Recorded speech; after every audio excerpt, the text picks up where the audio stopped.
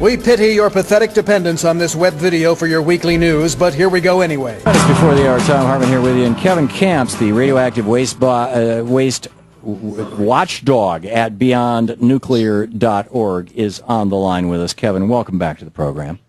Thanks so much, Tom. The Nuclear Regulatory Agency of the country of Japan today, I believe, or maybe it was yesterday, raised the nuclear alert. You can tell us all what the language is, but they kicked this thing up from a 1 to a 3. What's at Fukushima? What's the significance of this? What's going on? Yeah, the International Atomic Energy Agency, which is an agency of the United Nations. Supposed nuclear safety regulator, but it's a nuclear power promoter by mandate, has this International Nuclear Event Scale, INES. It's got 7 stages on it. And this leak that just happened from these storage tanks at Fukushima Daiichi, originally the Japan Nuclear Regulation Authority was going to make it a 1, which officially is technically called an anomaly. Well, just in the last 24 hours, as you said, they're now talking a 3, which is a serious incident, and that's a 100-fold increase in severity, right. And that is regarded as serious. And 7 is the highest rung on this ladder, which is a global catastrophe, in my words. And only Chernobyl and Fukushima Daiichi have reached the 7th rung on this scale. But as a colleague, John LaForge with Nukewatch in Wisconsin put it, back at the time, 2.5 years ago, well, there were 3 meltdowns and 4 explosions at Fukushima Daiichi. So isn't that at least a 3 times 7 or a 21 on this scale? So this latest leak of 300 tons of highly radioactive water into the soil, flowing now with the groundwater towards the ocean, you know, they call it a 3, but, you know, the ocean is just getting hammered at Fukushima Daiichi. Is this a logarithmic scale, the way the Richter scale is? Yes, it is. Each rung on the ladder is 10 times more serious. Wow. So going from 1 to 2 isn't doubling it, it's increasing it 10-fold, and going from 2 to 3 is increasing it 100-fold from the 1, or 10-fold from the 2. And the Nuclear Regulation Authority has admitted, you know, 100-fold increase in the seriousness. Why has this not been called a 7? Well, you know, the 7 might be if another earthquake hits the site, and they have something like 262 of these giant tanks, the same design, the same size as the one that just leaked. So let's just recap this. Out of these 262 tanks, one of them just leaked. Just leaked, what, yesterday, last week? How big is the tank? Where's the tank?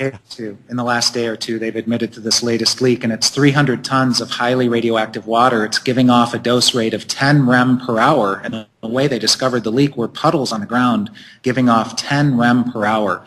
You could get a worker dose, which is a high thing, within 5 hours, and you could get a fatal dose just standing next to a 5 rem puddle, you know, after a certain amount of time. Wow. And a rem, of course, is 1,000. I mean, there's 1,000.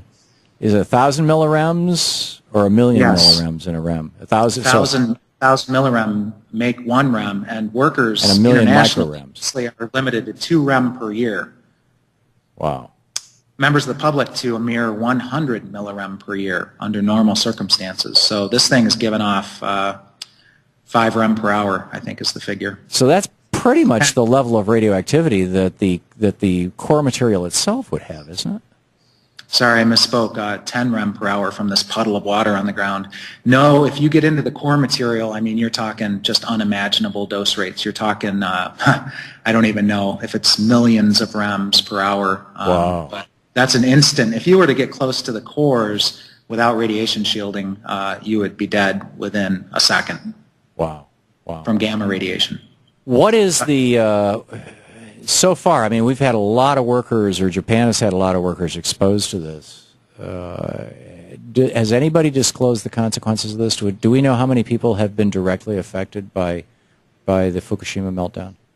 Well, even the Japanese government now admits that 10,000 Fukushima Daiichi workers will qualify really for lifetime coverage, at least health checkups and perhaps even compensation, because they've exposed themselves, they've been exposed to enough radiation dose to be at risk of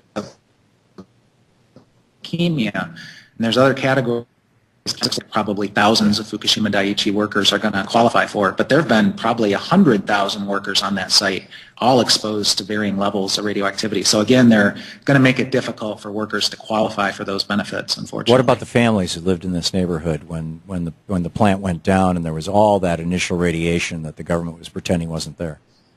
Well, there's still 150,000 or more nuclear refugees scattered all over Japan, and they've left for other countries as well. And some of the startling, alarming news that's just coming out yet again is childhood thyroid cancer, which is a very rare disease. In fact, most years there are 0 cases in 100,000 in Japan, and it looks like those numbers, at least in Fukushima Prefecture, are increasing among children and adolescents that were exposed to the radioactive iodine-131, which is a vicious poison that attacks the human thyroid gland.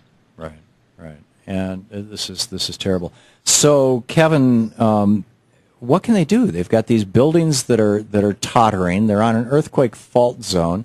At the top of these 5-10-story buildings, they've got these giant pools filled with radioactive material. Rather than at ground level, and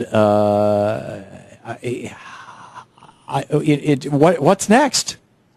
Well, Tokyo Electric is admitting it's beyond their coping ability. They're asking for international assistance at long last. The Japanese government, just in the last couple of weeks, has said we're going to step in. This is under, a pro-nuclear Prime Minister Abe. Yeah. So finally, there's some recognition that this is just out of control. And you mentioned, why not a level 7? Well, if a big earthquake hits that site and hundreds of these containers were to let loose the hundreds of thousands of tons of highly radioactive water they contain, I think that might certainly qualify as a level 7. How are they getting all these containers there? They're just all over Japan. They're building, 100-ton water containers and shipping them to Fukushima to fill with water. Is that the deal? Yeah, those 262 giant tanks are actually, I think the figure is 1,000-ton water tanks, and the one that leaked 300 tons of its 1,000-ton capacity. But there's even smaller sized, and you're talking now not 262, but many hundreds of these tanks spreading onto the hillsides. They're building them and trying to keep up with this flood. Amazing, amazing. This is a disaster of unimaginable proportions, and it's a disaster that could happen at any one of over 100 nuclear power plants in the United States, and in fact we have over 30 or over 50 nuke plants built in the same model as the Japanese. Which is it, Kevin? We've lost. We have 23 identical designs and another 8 that are very similar. Okay, thank you. You're listening to Thom Hartmann. In other news, a proud species commits suicide rather than being driven to extinction by humans.